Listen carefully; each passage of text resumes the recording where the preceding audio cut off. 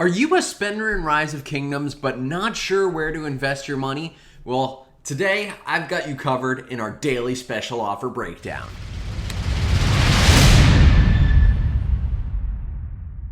Hello, ladies and gentlemen. Welcome back to another Rise of Kingdoms gameplay episode from your very own Shappy Gaming. Today we are going to be breaking down the daily special offer bundle and really discussing whether it's worth it to buy this bundle, whether you should buy 1, 2, 3, how you should go about doing it. If you haven't already, you should hit that subscribe button right over there, bottom right hand corner, and hit the bell so you get notified when new episodes come out. So, the daily special offer bundle has changed fairly recently. In the past, it used to be you could buy all 3 different bundles, and it would be, I think, a little bit more expensive than it is now. Yeah, it was $5.97. They've since changed it so you can buy all 3 at once for only $5, which is honestly a much better deal. But why should you be buying these bundles? And should you buy all of them or should you just buy a couple of them? Well, that really depends on how much money you want to spend. However, you can get really good rewards from all 3 of these bundles. So the first thing we're going to cover is it worth it to buy these at all? Personally, I tend to buy these bundles, mainly the Treasure of Wisdom bundle, during recharge rewards to kind of top off that $12 spend. You can buy 2 normal bundles, super value bundles, and a Treasure of Wisdom, and that gives you your full recharge, which is perfect. But the problem with the Treasure of Wisdom bundle is it's really not all that great alone. You get 4 hours of speed ups, you get some VIP points, you get some gems, but what you're really here for is the treasure of whatever commander you're working on. For YSG, it's the Bow of Revolution. And this is where it gets really interesting. You are guaranteed a YSG or whatever commander you've selected sculpture for 3 chests. So if you've held up 3 chests and you open all 3 at once, you're guaranteed at least 1 sculpture. And that is what makes this bundle so interesting. The odds are actually higher that you'll get much more than just 1 sculpture. Because if you sum them up, I mean, the odds of you getting 1 sculpture is 6%. But if you get 2 or higher, the odds are way more in your favor. And I've had 8 YSG sculptures, 6 YSG sculptures, so you're totally able to do that. So the real question is, should you? Well, if you can save up 3 of these, I would personally argue that these daily special offer bundles are worth it. I would even go as far as to say that if you're buying them on a frequent basis, they're probably maybe the 2nd or 3rd best bundle in the game, right after Writer of History and the Legendary Materials. And the reason for that is that Writer of History gives you 10 gold heads, and this is really the next best way to get 10 gold heads. As you can see, you can get 10 gold heads for the commander you want. And it's also only $5 a day, which is great. But again, if you don't want to spend that much, let's say you just want to spend $1 a day, you can do that. You can spend $1 a day 3 days in a row and just hold up these chests and only open 3 at a time.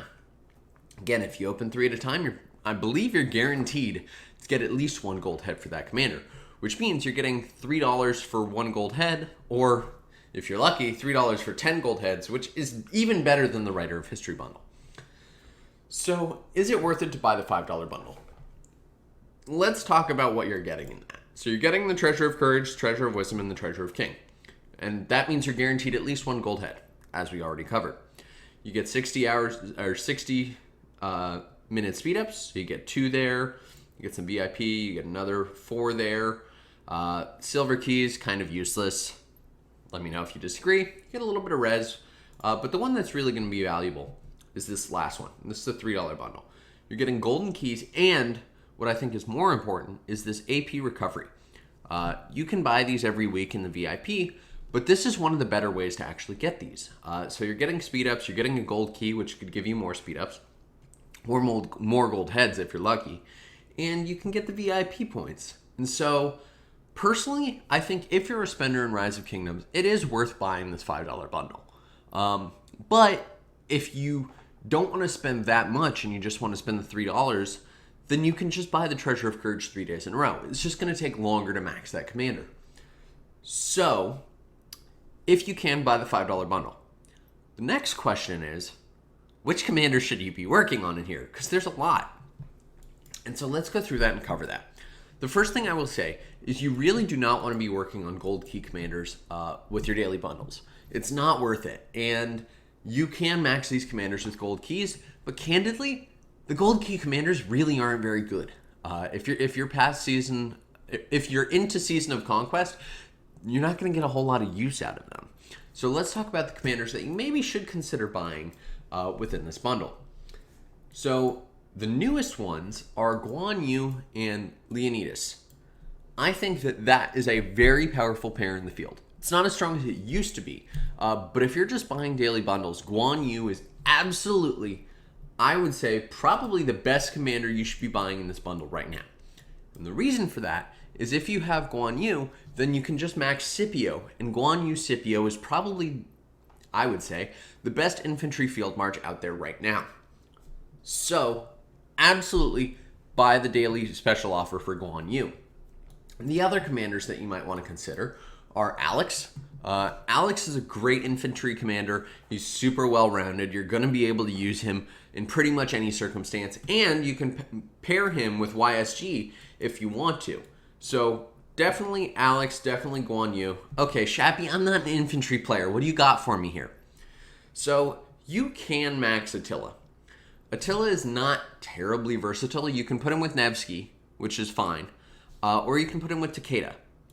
But if you just are looking for a strong field march, I think that the commander that you might want to consider buying here is actually going to be Takeda. Because Saladin Takeda is, I would say, the tankiest cav march in the field today. Let me know if you disagree in the comments section below.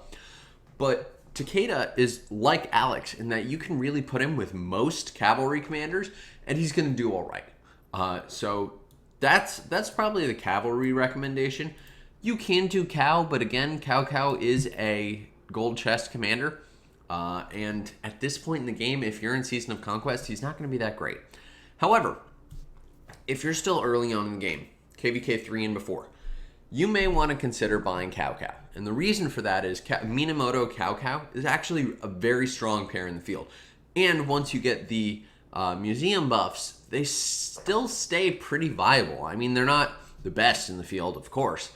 But if you're looking for a fifth cavalry march or an extra march just to throw in the field, Minamoto Cao with the museum buff is actually pretty good. So let's talk about who else you can invest in. You could do Richard, but again, Richard is not going to be that great later on in the game. So just keep that in mind. The next commander that I would actually recommend, which is obviously who I'm working on, is YSG. YSG is perhaps the most versatile commander in Rise of Kingdoms. And once again, he's been given fresh life with the introduction of Boudica.